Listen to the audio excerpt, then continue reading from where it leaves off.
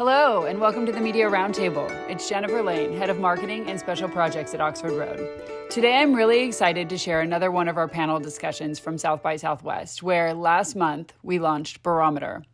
Barometer is a brand suitability tool we built with the team at Barometer to help brands find podcast hosts and shows that fit within their brand values. In this episode, I sit down with Bryan Barletta, founder and CEO of Sounds Profitable, Rahul Sabnis, Chief Creative Officer at iHeart, and Kevin Kells, Professor at the University of Ottawa and Engineering Manager at Bloomberg. In this conversation, the four of us dive into the current state of the audio industry. We discuss trust in the media and the challenge of marketing with those two elements in mind. It's a rich discussion, and each of the gentlemen sharing this stage with me provide incredible insight and immeasurable value. Let's dive in. Rahul Sabnis, Chief Creative Officer at iHeart Media. Brief bio, former recovering agency creative for many years, now 5 years at iHeart, taking care of all things creative on the marketing side. I'm Bryan Barletta, founder of Sounds Profitable. So I write about podcast, ad tech, and advertising weekly in a newsletter, podcast form, product deep dives, things like that, trying to better the understanding of everybody in the industry to make it more accessible and usable at all levels. Background is 14 years in ad tech as a product manager and sales engineer, most recently at Claritas for attribution and Megaphone before that. And I'm Kevin Kells, University of Ottawa. I also work in New York City at a tech company. And my interest is in society and media, and in particular, the reduction of polarization in our society. And I'd actually like to get started, if I may, with a question. I have some groundwork questions for you, if you could set us up for, especially for the audience who may not be as familiar, first of all, with the role of podcast and marketing and advertising in podcasts. For podcasting, I think, so we have to take a step back when we think about the audioverse in general. Listenership, like if you think of radio being 9 out of 10 Americans listen to radio every day. Podcasting is a subset of that listening, those ears. Their role or podcast role is to satisfy passions. People decide what they're going to listen to. They choose it. They find a podcast, they listen to it, they repeatedly listen to it. So the role of podcasting is very much about finding sources of information that satisfy your personal passion. Advertising in that context is a chance for those personalities or those hosts to basically create a kind of plus one into the conversations they're doing on their podcasts. So it's a very organic place where passion intersects with advertising. At least that's my version of it. So. No, I'm right there with you. I think the advertising part is, that's mostly what I cover. So I can't talk a lot about the creative aspect of creating a podcast. But I think advertising is content, whether you create it yourself as a host or if you choose to allow another piece of technology to put an ad in there. In podcasting, you're picking what content you want. And when you get that file fully on your device, it doesn't matter how many other people had their hands on it. You picked from one source and they're responsible for all of it. And then when you marry the two of those together, you have a super intimate channel where people feel like they're creating something that's personal to them and the audience feels that emotional connection to them.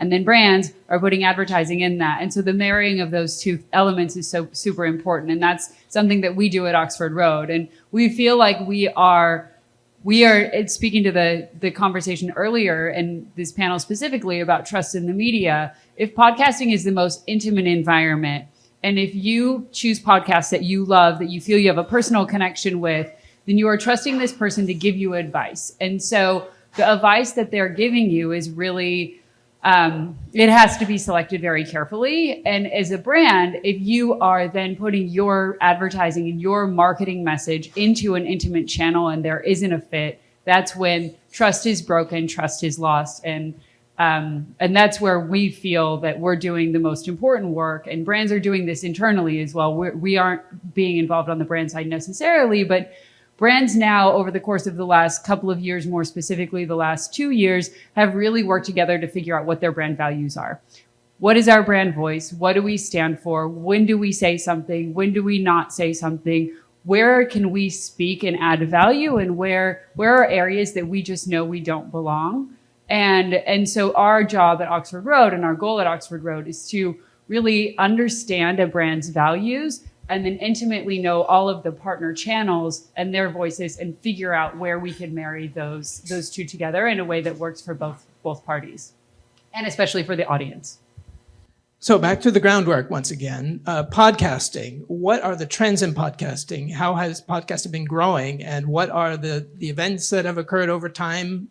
So the question has two parts to it. One is the audience, but also is the creative part, the burgeoning of the sources of creativity in podcasting. Okay, that's a big question. So oddly enough, during the pandemic, we've seen, well, not oddly, but understandably, an acceleration of podcast consumption over the course of the last literally 3 years. It had already started, it changed from being a piece, like almost a cottage industry, to a place where conversations were happening. And if you think about, like for us, we have the biggest podcast, we're now the biggest podcast network in the world. iHeart Media is. Every time a person finds a podcast, they find content that they feel comfortable with and a host that they are interested in. What we found is once we have them in that conversation, they find other things. A recommendation starts to happen and there's a flywheel. So you go from point A to point B and point C because discovery is the most difficult part of the podcasting space. And that's actually one of the reasons why we've seen accelerations like at a massive rate. By the way, we've also seen it in many multicultural spaces. Black audiences, Latinx audiences have greatly grown because they're finding the hosts more credible and they find more trustworthy content than they can in mainstream media. And that has been a big shift. And for us, being able to use radio to essentially amplify into individual podcasts and use that at a broadcast scale has helped to draw a lot more attention to many of the shows we have. I think that when we moved away from downloading a file directly to your offline music device and listening to a podcast that way, and into what we are now, which is your iPhone already has a podcast player, even some Android phones do. The technology jump, right? The understanding of how it all works, that you use a hosting platform to get your podcasts out there. The host might provide ads that you might sell your own ads. That's lost, right? It used to be so many people understood all this because a lot of the consumers of podcasts were close enough to the hosts of podcasts. But now that it's becoming a mainstream thing, what we're dealing with is that there's posts all the time on Reddit that are like, I'm not supporting Spotify because they put ads in any podcast they feel like and don't pay the podcaster. And the misunderstanding there is getting wider. So as adoption becomes more mainstream, the fear changes, right? Originally, it's about the brands being in the wrong show. And then it's about the show being hurt by that. And now the platforms, which are trying to aggregate all the interests, they're the ones who are going to get the brunt of it. And it's kind of just rotating around as we figure out what the space is. But that's a sign that the industry continues to rocket forward and become more accessible. But it's also a sign that we're really terrible at explaining what podcasting is. We continue on a podcast you're listening to. We tell you where else you can find podcasts. You've already found a podcast. And so it's just like, find our next episode here. Should be how these things end. But yeah, as the space grows and it's growing rapidly, we're having growing pains, and I don't think we're paying enough attention to the consumer. One of the biggest misconceptions of podcast advertising is the host themselves. Like the podcast travels with the publisher. So a big chunk of Spotify listening for us at iHeart, we thank you, Spotify, because people who listen to podcasts are listening to our ads and are essentially generating revenue for us because the ad travels with the podcast. So most people think it's a dynamic inserted by the by the listening platform. But most of it comes from the publisher themselves. So that's actually a very important, shift that I think even when we talk to marketers all the time, they're like, why do you put such emphasis on publishing? It's because, or the publishers and the content makers, well, they're the ones who are actually that's where your ad is going. Because whether it goes on Google Podcasts or it goes to iHeart Radio, our platform, Apple's Podcasts or Spotify, the ad travels where the content goes. Yeah, this is us on Hulu isn't picking their own ads when they run on there. And so there's no parallel in podcasting. The open nature of it is so confusing, right? The conversation ends with how many other platforms is iHeart on where they are the sole distributor of their content and it can be consumed through so many different things, right? Maybe the web.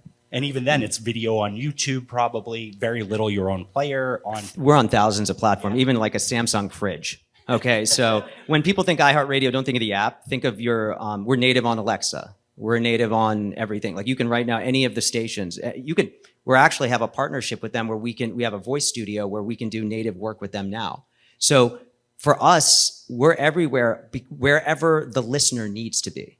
So for us, podcasting is just a type of content. One other piece that's kind of interesting that people also, a misconception, is that most people think that you download podcasts. 75% of podcasting is streamed. I'm sitting here I'm sitting in the hotel, and I kind of laughed really hard when I was telling my wife, I'm like listening to a podcast. I'm like, oh my God, it was targeting me in Austin. And I was like, wait, that's strange. This works. The other 25% is listened to in the next 7 days. So podcasting is very timely, targeted, and we can do that because it is as dynamic as almost any other medium. Sorry, I was bogarting there and just kept going, so I apologize. Great answer. But I do want to turn it over to you a little bit because one area of your expertise dives into societal trends. And I would love for you to walk some of us through what you have seen in regards to the breakdown of trust in media over the last X number of years. Okay, that's probably a bigger question than I'll be able to answer right now. Can I instead hold on to that question until the end of our panel? Because I'd like to get back to that with all the panelists. Yeah, of course. And the reason is that I'd like to talk a little bit about ad tech. And I'm going to confess that I learned the word ad tech today. So for the rest of us for whom ad tech is a new word, I'd like to get the perspective from, there are two perspectives. One is I'm a podcaster and I'd like to get advertising, but I'd really like to start with the other one. I'm a brand and I want to do advertising and I want to make sure that my ads are placed in context, which is similar to our values as a company. Can you walk me down that process? So I'll first pass it to Bryan because this is totally his area of expertise, and then I'll get into how brand values are integrated into that process. Perfect. So ad tech is an annoying word. It's terrible because I'll sit here all day. We can go talk for 3 hours about how podcasting isn't streaming. It's progressive downloading, which I have to push my glasses up as I say because nobody but me and maybe a few others actually care. But ad tech is really the base of podcasting as a media because all the technology really drives towards monetization. There are very few hosting platforms out there that are trying to build something that doesn't allow somebody to monetize. So then all the numbers about their downloads and who's listening and all those values really help improve their ability to sell. So for a brand, there are a few ways that they can execute a campaign, anything, and a lot of them copy from radio, right? Right here, if I say, I really enjoyed my Casper mattress, right? That's an interwoven host-read ad, right? Because we're all here, we're leading that. All the way to if you hear a chime and an Acast ad pops up and it's someone else not here, targeted because we're on this IP address. Those are all the different ways to do it, from the host all the way to announcer, from baked into that file when the editor uploads it to the platform, all the way to the hosting platform saying, I know your IP and user agent, which means I know the app that you're on, which means I know some of the trends that you have or your demographic info. So I'm going to target ads to you at a wide reach. So that's how the ad tech can be used by the brand. As the publisher, I think that ad tech is really interesting because agencies have such success with baked in and there's a lot of value to that. But a publisher might look at it and say, well, I need the ability to add and remove advertisers as I see fit to protect myself, to protect the integrity, to sell a little bit better probably. So the tools are there. And what's neat about them is they're accessible. Anybody in this room could use the same tools that all of iHeart uses because their platforms that they sell to the public are all the platforms that they use themselves. And in 48 hours, you could become an expert at it. So that's what's pretty neat. It's not like many other industries for advertising. No, I think of podcasting just if you are a marketer and you've decided you want to step into the space of podcast advertising. I think the first thing you want to think about is what are the types of conversations you want to be having about your brand? Think of it as casting. You're not just going and placing ads. You want to think about the party you want to be a part of that conversation. And once you realize you're in that conversation, you start to feel the synergy and the alignment. For us, podcast hosts are essentially podcast influencers. They influence. We have radio influencers, we have podcast influencers. And no different than you use a YouTube influencer, you should think of that same kind of mindset. How would you approach creative in that space, allowing them to give them the beats that you want to have as a conversation around your brand, and then let them do their job. Our best marketers are our talent, because we don't script them. The moment you script a conversationalist, or it stinks. But the moment you let them, give them the beats and a reason why they can communicate, or something to communicate to their audiences, great things happen.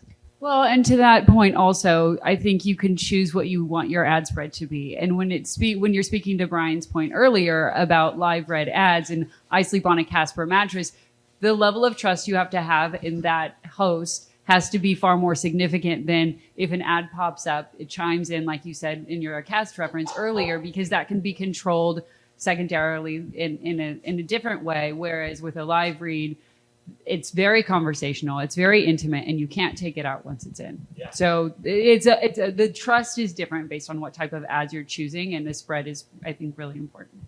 The last note I want to say on that is that both brands and publishers need to demand more from their technology partners. We have done next to no innovation on ad tech and podcasting in the last year, except acquire companies. And there are very, very small things like frequency capping, like competitive separation that we're just not digging into, because there's plenty of room to say, okay, we failed on that, let's do a make good. And we're going to run out of that room soon. And so I think that we're starting to hit the second phase of ad tech in podcasting, and we're going to see a lot more cool stuff. I think, and I know that at iHeart we're working on a lot of those things, and the reason actually a lot of those things happen, and frankly, is the exponential growth of the space.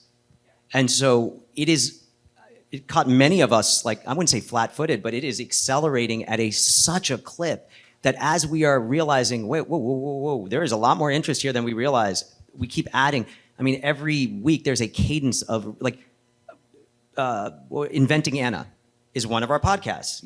We have Pushkin Industries with Malcolm Gladwell and his piece. Like, every time these big names are coming into our network, what we're bursting at the seams because the interest is there. So the good news is we're only seeing exponential growth, like exponentials are aggressive, but solid growth every single month. And I think the reason the tech is catching up is because we're still in nascent days here. We're early days in the space, and I think that's only going to accelerate. We're 20 years into podcasting, 4 years into actual technology, it feels like. And also trying to protect the integrity of podcast and not turn it into something that's over commercialized. Yeah. We just hosted the iHeart Podcast Hotel here at South by, and the one amazing vibe that we felt the entire time was how creative every single person was. Like, if you think about, we sit on panels and you have conversations, these people are doing amazing things in the world and then sharing it. And so that's where that passion intersection happens, because you just felt cool to be around them. I'm like, oh, I want to hang out with you guys. And that's kind of the idea of what podcasting is. You're hanging around with your best friends kind of thing. So. Okay, very good. So the question I have next is what Oxford Road is doing with Barometer, coming up with a labeling system for podcasting that advertisers can use, brands can use to match their values with where they want their advertisements to show up. Let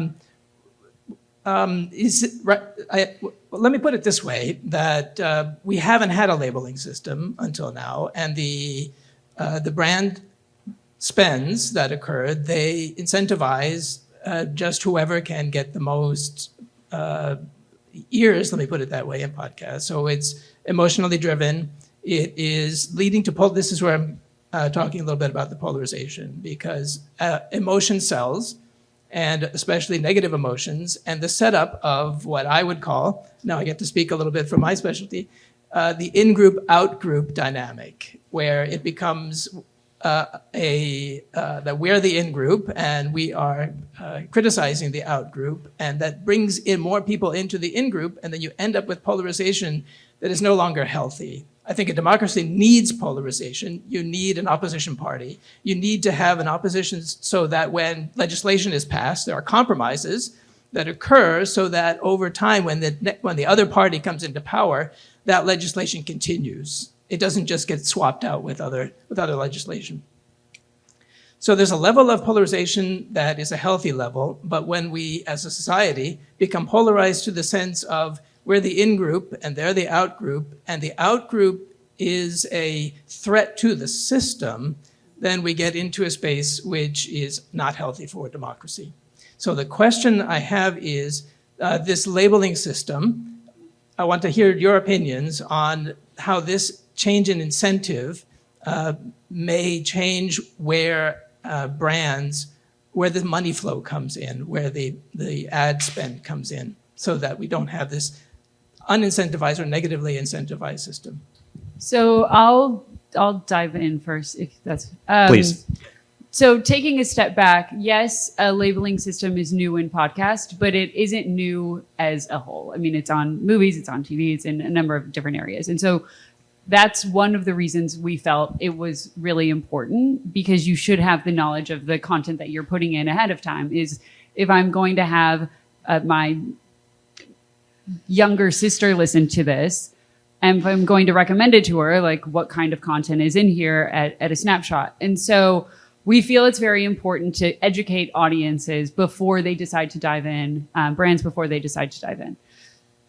In regards to in-group, out-group, and what's right for me and what's not right, and addressing content or addressing topics that I disagree with, this is one area where I think Barometer has done an incredible job with the help of Oxford Road. Is the labeling system that we're building is not just monitoring negative content or harmful content. We're integrating positive attributes as well. And that was one thing that we were really adamant about from the beginning. And the first attribute that we chose is tolerance, which speaks directly to that. So how am I addressing topics where I disagree? Maybe I am pro-vaccinations, but how do I talk about people or parties who are anti-vaccination? Am I respectful? Do I even allow that type of content to be on my channel? Do I counter program? Do I invite other opinions in? And when they are there, how do I talk about that? Because we wanted to reward positive behavior rather than just warn for potentially harmful behavior. And so this is not necessarily the right way to explain it, but it's we want brands to find their in-groups, and neither in-group is right or wrong. It's just right for them. And so maybe I am Ben and Jerry's and my in-group is a little bit more left-leaning. And so we give them the tools to find those audiences in a way that feels very natural to their brand, genuine to their brand, et cetera. Where if I am maybe Yeti, my audience is a little bit more right-leaning, and that's my in-group. And so we want to make sure that we're providing the tools to content provider or to brands so they're able to find their in-groups, but then we encourage them to do it in a way where even your in-group is addressing difference of opinion in a respectful manner. You did such a great job with that. I mean, like you hit on all the right things, because to me, like the reason I'm up here talking with you guys about this is because when an advertiser knows where they're advertising, that's literally all that matters. Because as a consumer, you can say, I want that advertiser, their morals and where they're comfortable being is where I'm comfortable buying. That answers the problem there. But what's really exciting about this whole thing is that it's built off of GARM, which is completely open. They're very open on a transparent framework, a board where you can, dispute if you have valid reason why you were rated a certain way. And I think it's healthy for us to get to this point. It might be 2022 in podcasting, but it's like 2005 in podcast ad tech, right? We're not looking at all the things that are happening in ad tech all around us. There's something in the Wall Street Journal, 2 independent reporters found that like IAS was missing brand safety. Like a publisher was self-reporting the wrong website or the wrong URL for their content. So the idea of taking that away from the publisher, making it a third party, is so attractive, making it open, making it audible, making it accessible for even a podcast like mine with 350 downloads an episode to something on iHeart. Like that's really exciting. That's going to change a lot of what we can do. Podcasting isn't this like island of like, we haven't been corrupted by ad tech yet.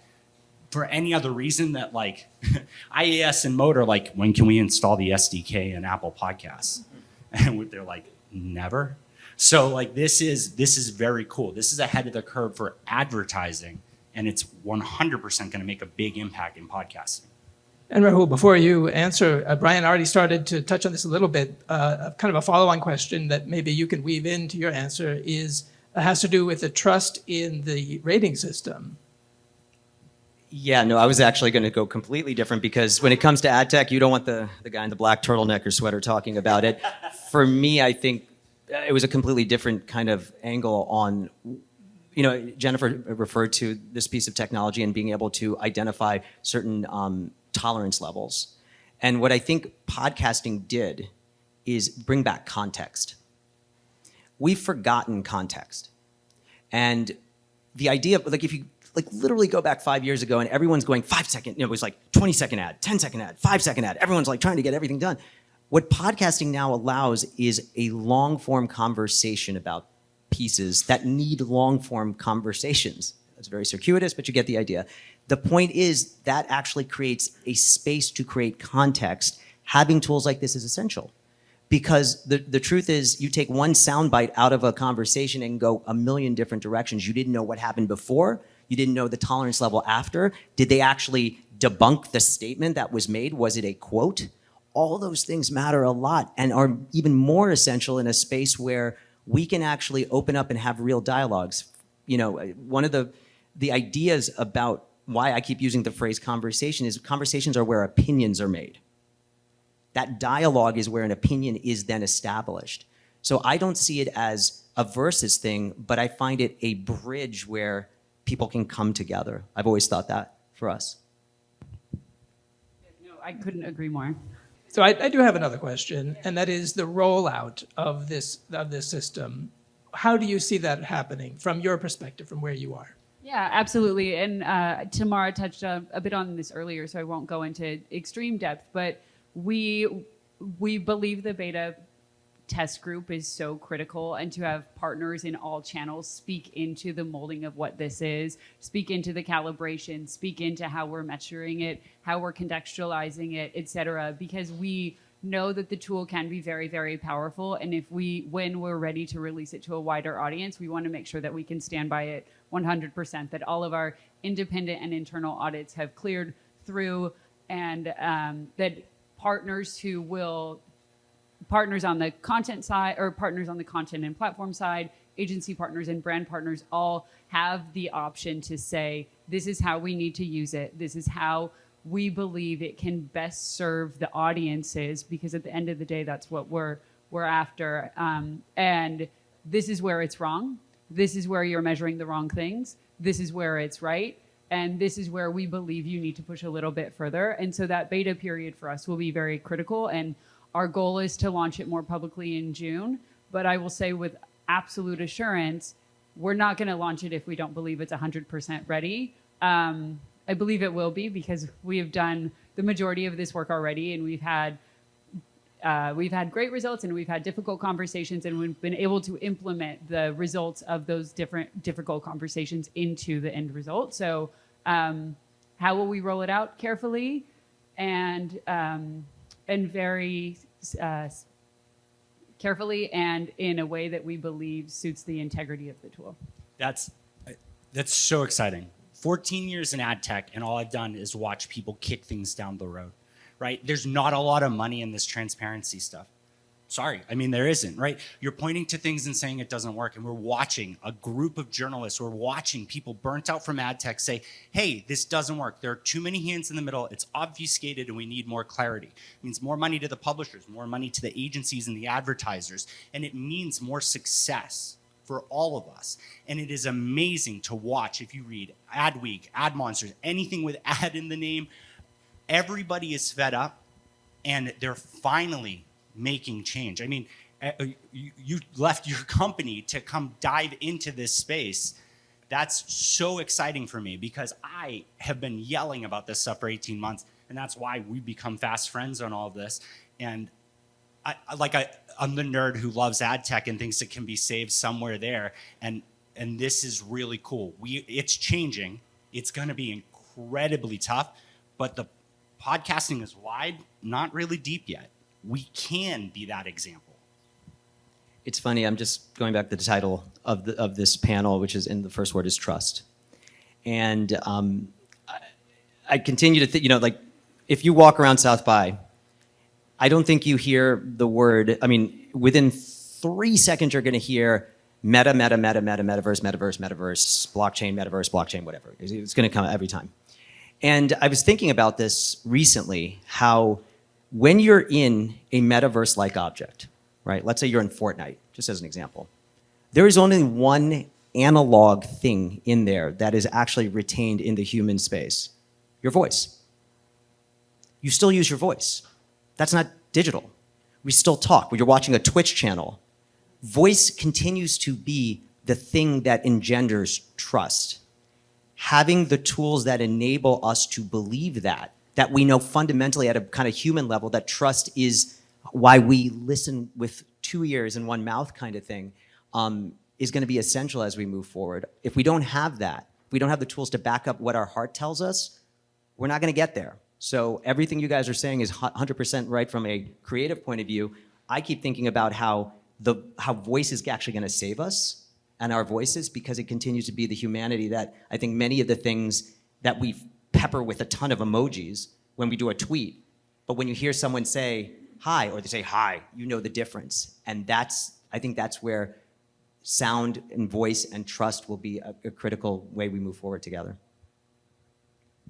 I think changes to an incentive system that are improvements to the incentive system, because you're bringing in transparency and you're bringing in information, are something that can really make a difference. And I want to thank Dan Granger and Tamara from Barometer for your courage and for your integrity in pushing this forward. And I want to thank the panelists.